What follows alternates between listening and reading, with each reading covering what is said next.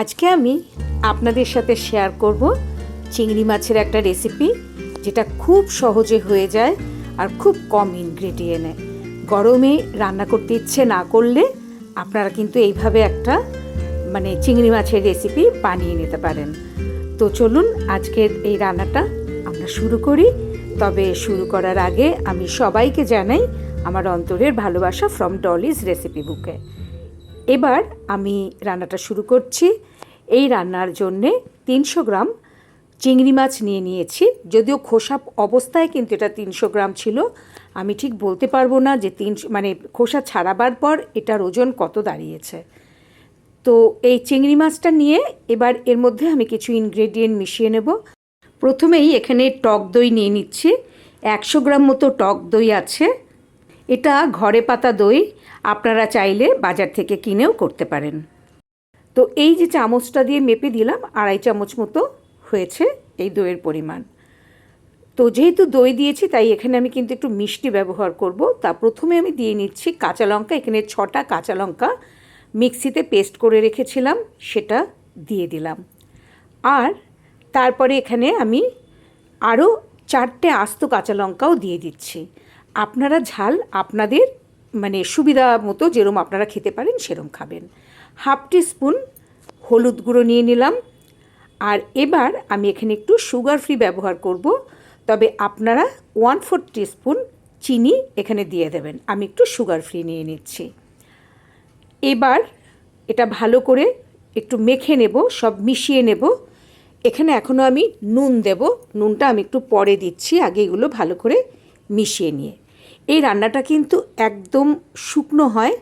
তো যদি আপনাদের শুকনো খেতে অসুবিধা হয় তাহলে আপনারা সামান্য একটু গ্রেভি রাখতে পারেন, কিন্তু অ্যাকচুয়ালি রান্নাটা একদম তেল ছাড়া ছাড়া অবস্থায় নামাতে হয়। এখানে আমি স্বাদ মতো লবণ দিয়ে দিলাম। লবণটা দিয়েও আবার লবণটা একটু মাছের সাথে মিশিয়ে নিচ্ছি। এবার এটা আমি সরিয়ে রাখবো। এটা চাইলে আপনারা 15-20 মিনিট মতো ম্যারিনেট করে রেখে দিতে পারেন, তাহলে ভালো হয়। তা না হলেও যদি রান্নার সময় করে নেন তাতেও কোনো অসুবিধা নেই। এবার কড়াই গ্যাসে বসিয়ে এখানে আমি প্রায় 4-5 table spoon 4 to 5 table spoon refine oil বা সাদা তেল নিয়ে নিচ্ছি। রান্নাটা সাদা তেলেই হবে। আর যেহেতু এখানে আমি ঝোল একদম রাখবো না, তেল ছাড়া ছাড়া করব, তাই তেলের পরিমাণটা একটু বেশি দিলে ভালো হয়। কারণ পরে তাহলে ভাত খাওয়ার সময় গ্রেভিটা কম পড়ার চান্স থাকে না, তেলটা যদি একটু বেশি দিয়ে নেওয়া যায়।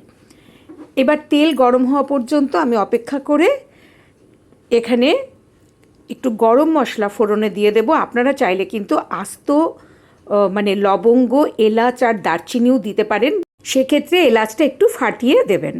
এবার আমি এখানে প্রায় 1/2 টিস্পুন মতো গরম মশলার গুঁড়ো দিয়ে দিলাম। লো ফ্লেমে রেখেছি এখন। আর গরম মশলার গুঁড়োটা দিয়েই কিন্তু মোটামুটি মাছটা দিয়ে দিয়েছি। যেহেতু আমি গুঁড়ো ব্যবহার করেছি তাহলে এটা পুড়ে উঠতে পারে, তাই আমি বেশি সময় নেইনি। লো ফ্লেমে রেখে গরম মশলার গুঁড়োটা দিয়েই আমি মাছ ম্যারিনেট করে রেখেছিলাম সেটা দিয়ে দিলাম। দিয়ে এটা 1 মিনিট মতো নাড়াচাড়া করে নিচ্ছি। এখনও এটা লো ফ্লেমেই আছে, তবে এবার এই ফ্লেমটা আমি বাড়িয়ে দিচ্ছি, মিডিয়ামে রেখে এটা 1 মিনিট মতো নাড়াচাড়া করে নিচ্ছি। আর 1 মিনিট নাড়াচাড়া করার পর এই বাটি ধুয়ে খুব সামান্য একটু জল দিলাম। এখানে জল বেশি ব্যবহার করব না, কারণ চিংড়ি মাছ বেশি সময় ধরে রান্না করলে শক্ত হয়ে যায়। তো ওই জন্য এটা আমি বেশিক্ষণ রান্না করব না। আর ফুটে ওঠার পর এবার মিডিয়াম ফ্লেমে রেখে ঢাকা দিয়ে এই রান্নাটা করব 5 মিনিট। মিডিয়াম ফ্লেমে রেখে 5 মিনিট ঢাকনা দিয়ে আমি এটা রান্না করে নিচ্ছি।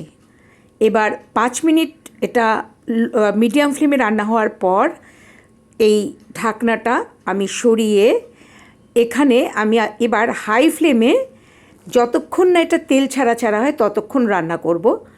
আমার এই চিংড়ি মাছটা ফ্রিজে ছিল তাই জল উঠেছে।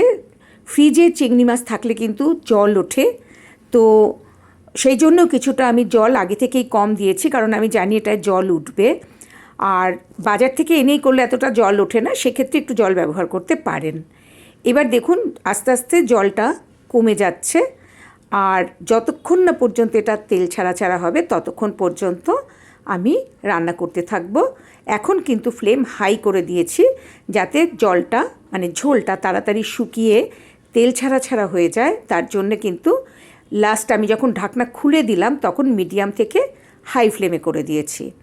এবার মোটামুটি অনেকটাই ঝোল শুকিয়ে গেছে। আপনাদের যদি বেশি শুকনো খেতে অসুবিধা হয় সেক্ষেত্রে আপনারা ওই পর্যায়েও নামিয়ে নিতে পারেন, কিন্তু আমি এটা পুরোপুরি তেল ছাড়া ছাড়া না হওয়া পর্যন্ত রান্না করতে থাকব।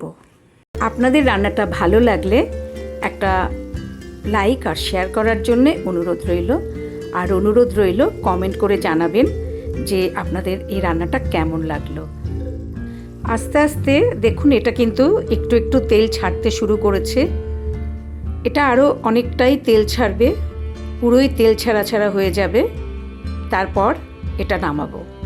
আপনাদের কাছে অনুরোধ রইল আমার চ্যানেলটা সাবস্ক্রাইব করে আমার পাশে থাকার জন্যে, আর সাবস্ক্রাইব করে পাশের বেল আইকনটা প্রেস করে দিলে আমার পরের রান্নার নোটিফিকেশন আপনারা পেয়ে যাবেন।